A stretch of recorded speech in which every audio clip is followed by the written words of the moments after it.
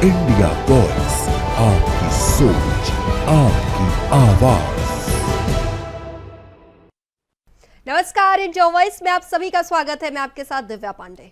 वक्त हो चला है रिपोर्टर लाइव का, जहां दिन भर की तमाम बड़ी जानकारियां हमारे संवाददाता सीधे ग्राउंड जीरो से आप तक पहुंचाते हैं। तो खबरों की शुरुआत करेंगे। यूपी का ट्रैफिक व्यवस्था सुधारने के लिए 5000 पुलिसकर्मी लगाए जाएंगे। तो वहीं इस खबर पर विस्तार से जानकारी दे रहे हमारे संवाददाता मोहम्मद आसिफ।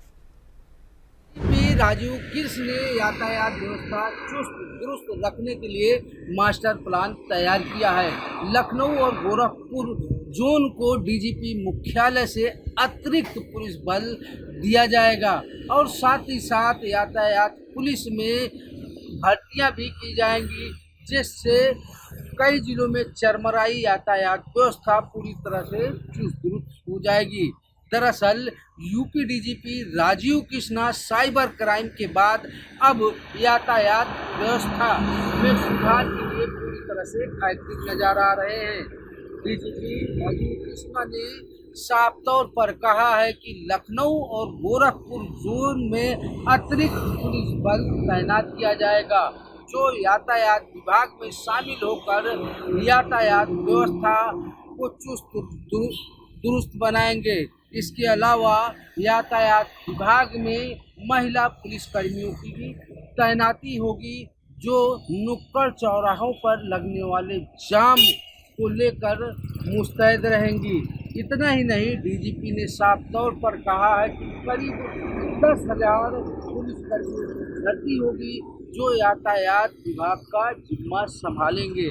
हालांकि राजधानी लखनऊ, गोरखपुर, वाराणसी समेत कई ऐसे ज़िले हैं जहां यातायात व्यवस्था चुस्त दुरुस्त नहीं होने की वजह से जाम से लोग कराहते हैं।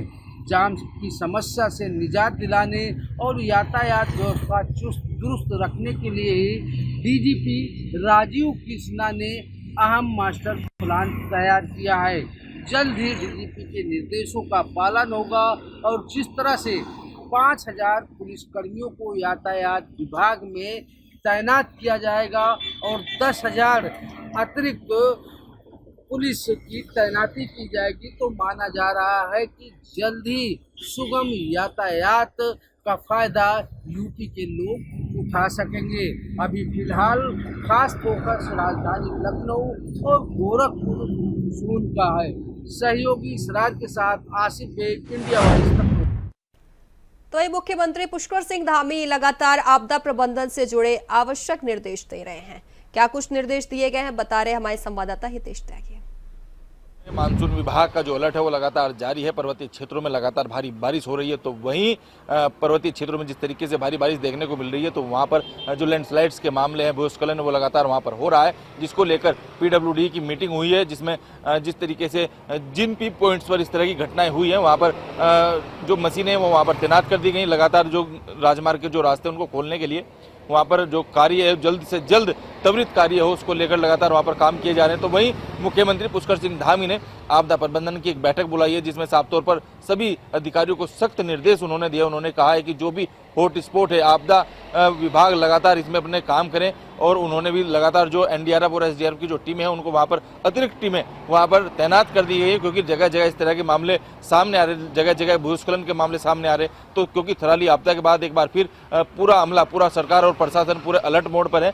प्रत्येक जितने भी जिलाधिकारी सभी को अलर्ट मोड पर रखा है। तो वहीं राजधानी देहरादून की अगर हम बात करें तो सविन बंसल ने अपने अधिकारियों के साथ। तो वहीं अपर नगर आयुक्त डॉक्टर अरविंद कुमार राव के खिलाफ सोशल मीडिया पर गंभीर आरोप लगाने वाले पार्षद ने सार्वजनिक रूप से माफी मांग ली है। क्या है पूरा मामला, बता रहे हमारे संवाददाता पुनीत मोहन।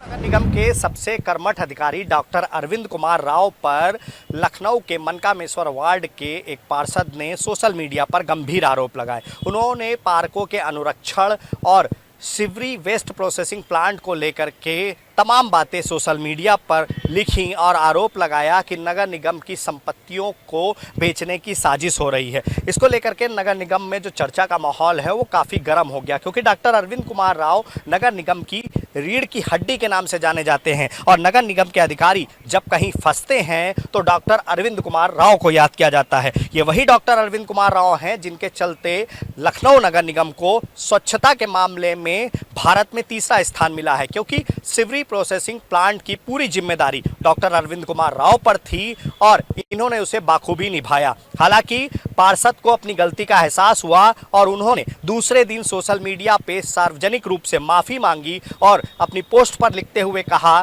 कि 104 करोड़ रुपए की जो मैंने बात कही थी, सिवरी प्रोसेसिंग प्लांट का जो पूरा खर्च है वो 94 करोड़ रुपए है। अपने वार्ड में सफाई ना होने और इत्यादि तमाम समस्याओं के चलते आहत होकर के मैंने ऐसा लिखा था और मैं डॉक्टर अरविंद कुमार राव, महापौर, नगर आयुक्त और अपने सभी पार्षद साथियों से माफ़ी मांगता हूं। भगवान हम सबका भला करे। लेकिन जिस तरीके के आरोप उन्होंने लगाए थे उसके बाद नगर निगम में चर्चाओं का दौर शुरू हो गया था। डॉक्टर अरविंद कुमार राव बेहद कर्मठ अधिकारी हैं और लगातार नगर निगम की जो भी समस्याएं आती हैं, अगर डॉक्टर अरविंद कुमार राव को उसमें शामिल किया जाता है तो वो समय रहते उन समस्याओं को न केवल सुलझाते हैं बल्कि जो उनके करने का तरीका है उसी के चलते नगर निगम देश में तीसरे स्थान पर आया है सफाई के मामले में। फिलहाल माहौल अब शांत हो गया है, लेकिन डॉक्टर अरविंद कुमार राव पर इस तरीके का बेबुनियाद आरोप लगाने से पार्षद के ही कई साथी पार्षदगण खासा नाराज हैं।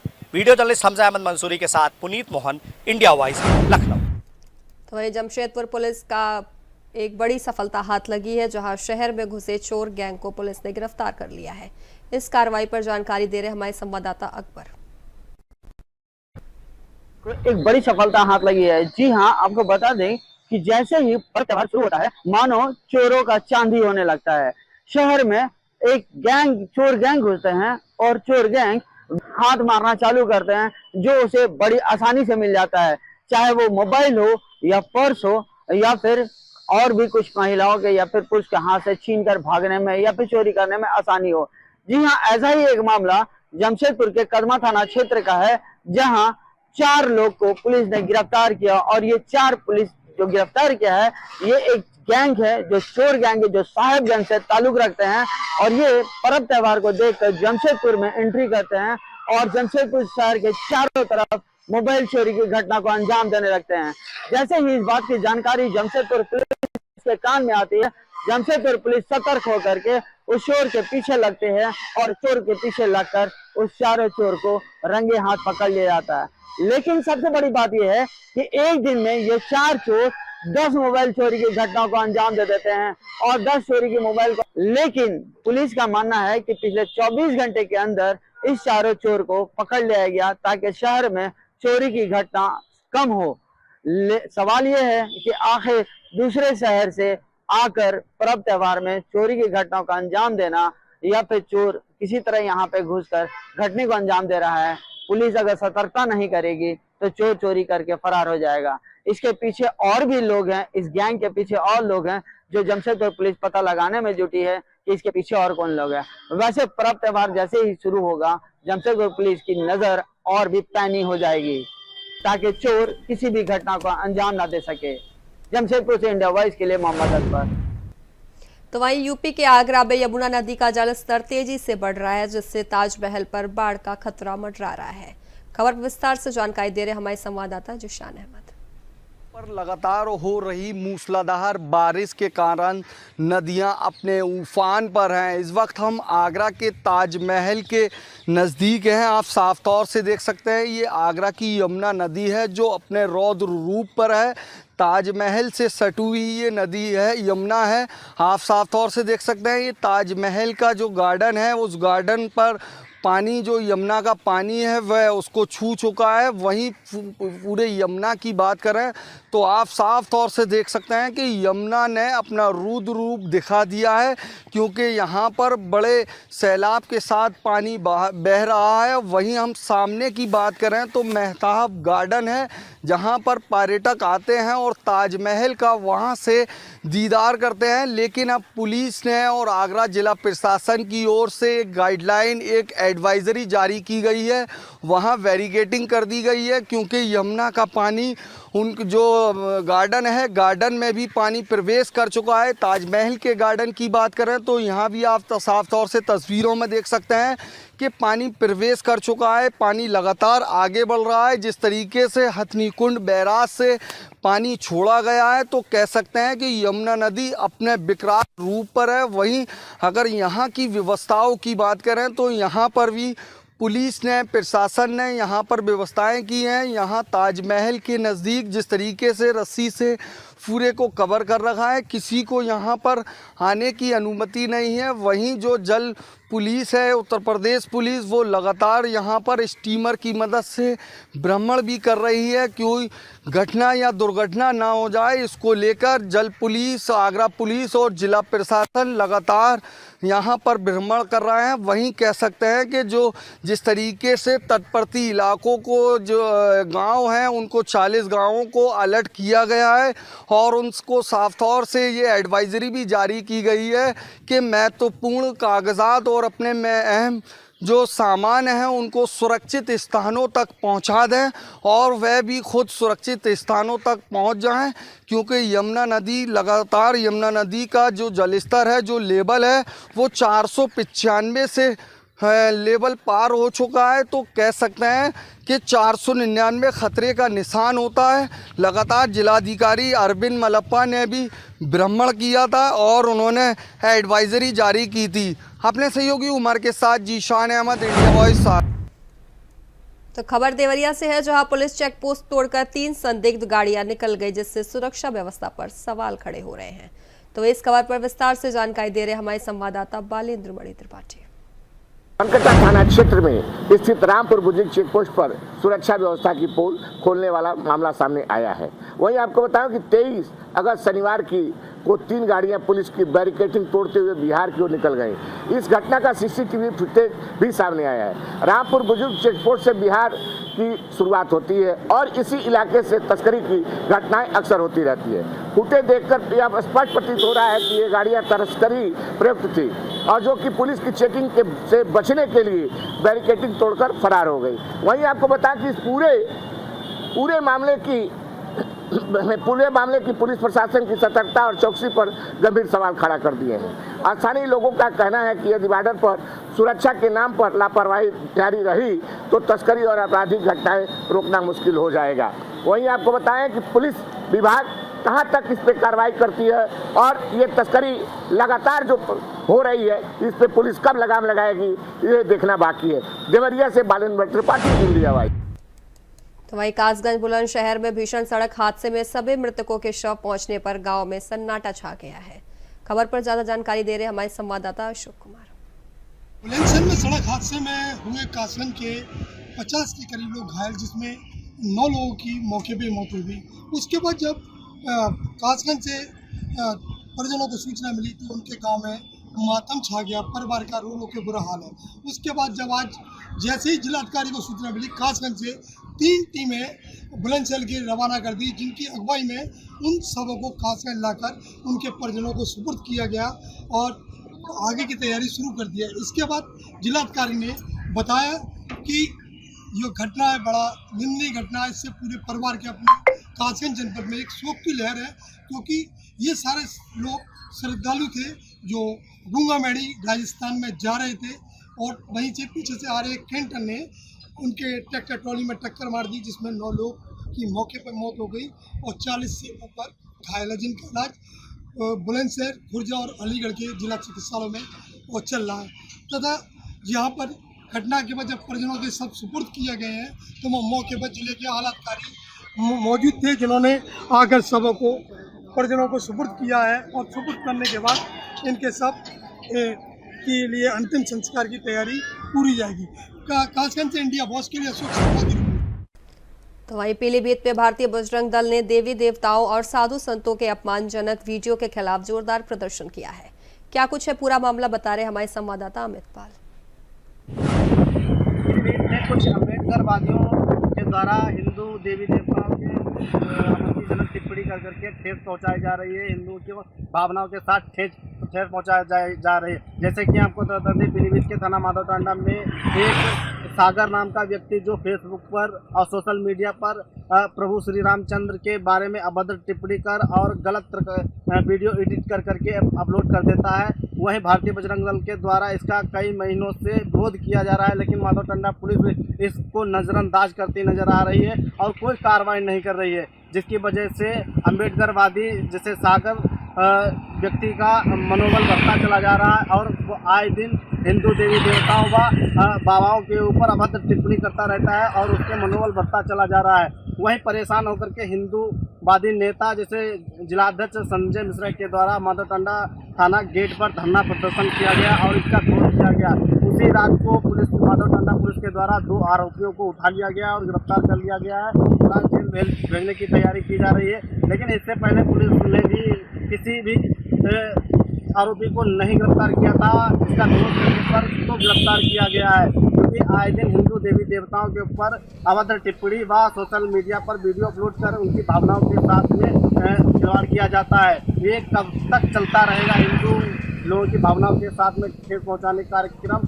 अदर हिंदू किसी भी धर्म को ठेस पहुंचाने की कोशिश नहीं करते हैं, लेकिन दूसरे कास्ट के लोग हिंदू की भावनाओं के साथ बराबर ठेस पहुंचाते रहते हैं। जब तक के लिए देखते रहे अमित पाल, इंडिया वाच कैमरामैन दोनों के साथ। तो वहीं चंदौली जिले में नदियां उफान पर है, जिससे बाद में पानी छोड़े जाने से बाढ़ जैसे हालात बन गए हैं।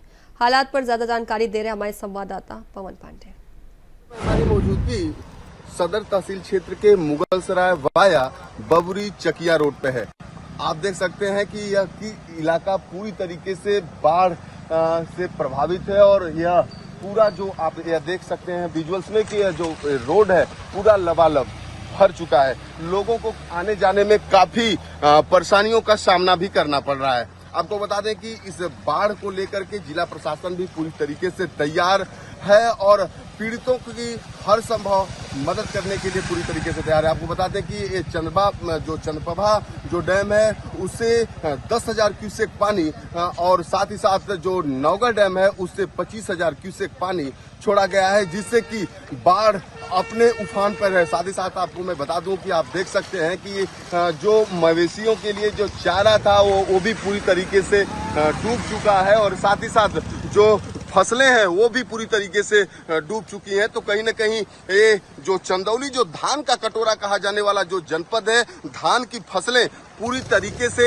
ये डूब चुकी हैं। हालांकि जिला प्रशासन द्वारा बाढ़ चौकी भी बनाई गई है, जहां पे पीड़ितों को जो बाढ़ से पीड़ित है उनको सुरक्षित स्थान पे पहुंचाया जा रहा है और साथ ही साथ जो बाढ़ राहत सामग्री है वह भी उनको दी जा रही है। आपको बता दें कि ये जो चकिया तहसील क्षेत्र के समस्त विद्यालय इस तत्काल प्रभाव से बंद कर दिए गए हैं और साथ ही साथ जो सदर तहसील के जो बाढ़ प्रभावित विद्यालय हैं उनको बंद कर दिया गया है। साथ ही साथ जो जिला बेसिक शिक्षा अधिकारी हैं उनका कहना है कि खंड शिक्षा अधिकारी को निर्देशित किया गया है कि ऐसे विद्यालयों को चिन्हित करें जो बाढ़ से प्रभावित हैं, उन्हें तत्काल बंद करें। और साथ ही साथ मैं बता दूं कि जो जिला प्रशासन द्वारा लगातार मॉनिटरिंग की जा रही है, राजस्व विभाग की टीम लगी हुई है और साथ ही साथ अन्य विभागों की मेडिकल विभागों की भी यहाँ पे टीम लगी हुई है। और आप देख सकते हैं कि जिस तरीके से ये पूरा इलाका पूरा पानी से लबालब भरा हुआ, लोग जो राहगीर हैं उनको आने जाने में काफी परेशानियों का सामना भी करना पड़ रहा है और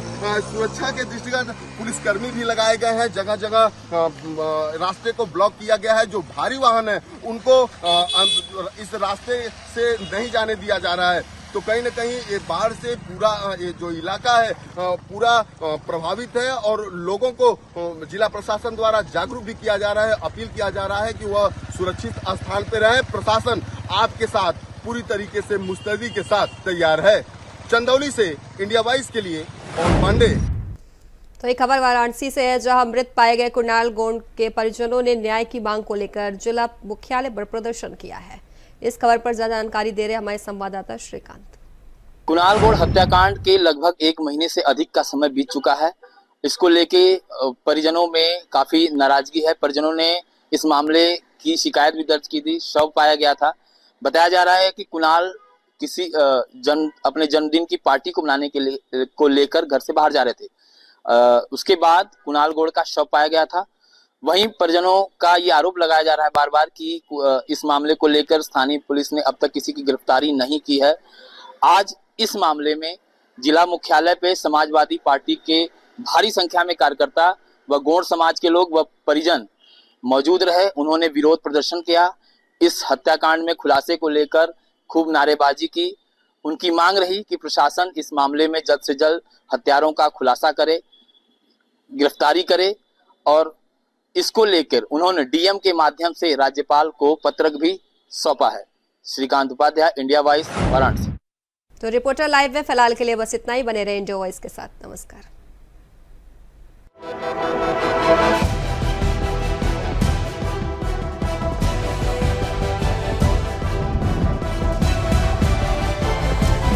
इंडिया वॉइस, आपकी सोच, आपकी आवाज।